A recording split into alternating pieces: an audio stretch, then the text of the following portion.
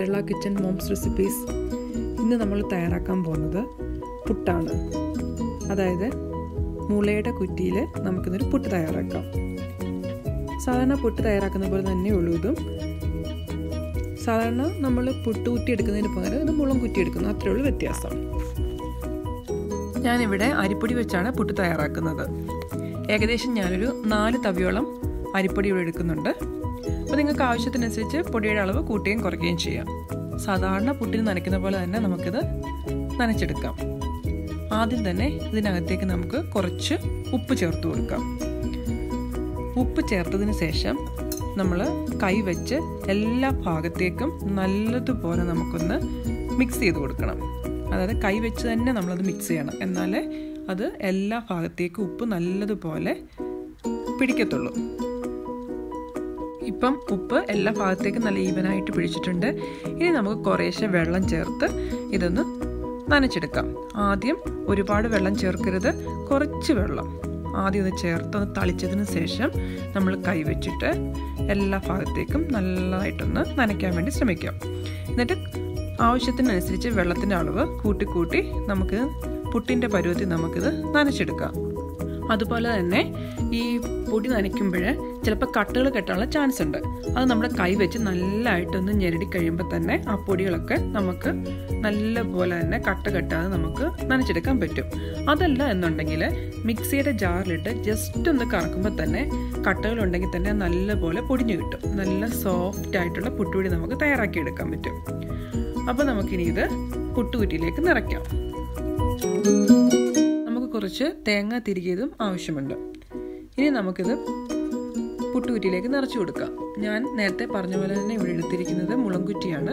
ഇത് ഞാൻ നാട്ടിൽ നിന്ന് കൊണ്ടുവന്ന മുളംകുറ്റിയാണ്.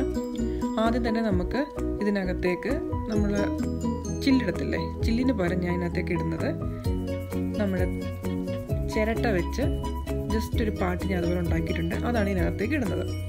ഇനി നമുക്കിതിനകത്തേക്ക് നനച്ചു വെച്ചിരിക്കുന്ന പുട്ടുപൊടി ഇട്ട് കൊടുക്കാം. സാധാരണ തന്നെ നമ്മൾ പുട്ടുകുറ്റിക്കകത്ത് ഇടുന്ന പോലെ തന്നെ ആദ്യം കുറച്ച് തേങ്ങ, അത് കഴിഞ്ഞിട്ട് നമ്മൾ നനച്ചു വെച്ചിരിക്കുന്ന പൊടി, വീണ്ടും തേങ്ങ, അങ്ങനെ നമുക്ക് 2-3 ലെയറായിട്ട് നമുക്ക് ഈ മുളം കുറ്റിയിൽ നമ്മുടെ പൊടി നിറച്ചു കൊടുക്കാം.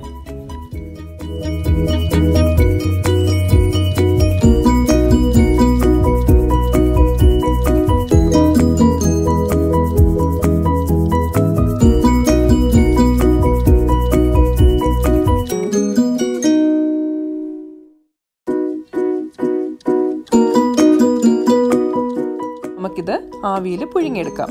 അതിനായിട്ട് ഞാനൊരു പാത്രം അടുപ്പത്ത് വെച്ച് വെള്ളം ചൂടാക്കുന്നുണ്ട്. അപ്പോൾ ആവി വരുന്ന സമയത്തേക്ക് നമുക്ക് നമ്മുടെ ഈ മുളം കുറ്റി ഇതിന് മുകളിലേക്ക് വെക്കാം. സാധാരണ നമ്മൾ പുട്ട് പുഴുങ്ങുന്ന പോലെ തന്നെ മുകൾ ഭാഗം നമുക്ക് എന്തെങ്കിലും വെച്ച് അടച്ചു വെച്ചിട്ട് ആവിയിൽ നമുക്കിത് പുഴുങ്ങിയെടുക്കാം.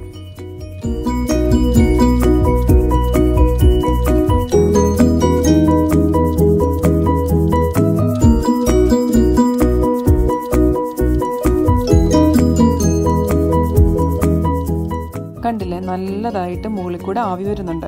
ഏകദേശം ഞാനൊരു 7 മിനിറ്റെങ്കിലും വെച്ച് കാണും. മുളം കുറ്റിയല്ലേ, ആവി മുകളിലേക്ക് വരെ ഇത്തിരി ടൈം എടുക്കും. അപ്പോൾ നല്ലതുപോലെ ഇപ്പോൾ ആവി വന്നിട്ടുണ്ട്. ഇനി നമുക്കിത് സെർവിങ് ഡിഷിലേക്ക് മാറ്റാം. കുറ്റിയിൽ ഇതുപോലെ കയറ് കിട്ടിയിരിക്കുന്ന കാരണം അധികം ചൂട് കാണില്ല. എന്നാലും നിങ്ങൾ കൈ പൊള്ളാതെ സൂക്ഷിച്ച് വേണം ഇത് പുട്ടുകുറ്റിയിൽ നിന്നും മാറ്റിയെടുക്കാൻ വേണ്ടി.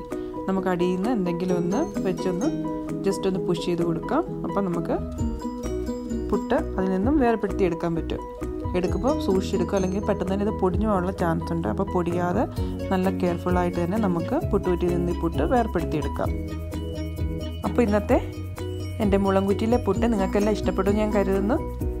അപ്പോൾ വീഡിയോ ലൈക്ക് ചെയ്യുക, ഷെയർ ചെയ്യുക, ഫ്രണ്ട്സിനോടൊക്കെ പറഞ്ഞ് എൻ്റെ ചാനൽ സബ്സ്ക്രൈബ് ചെയ്യിപ്പിക്കുക. ഇങ്ങനത്തെ പുതിയ റെസിപ്പികളായിട്ട് നമുക്ക് വീണ്ടും കാണാം. അതുവരേക്കും ബൈ.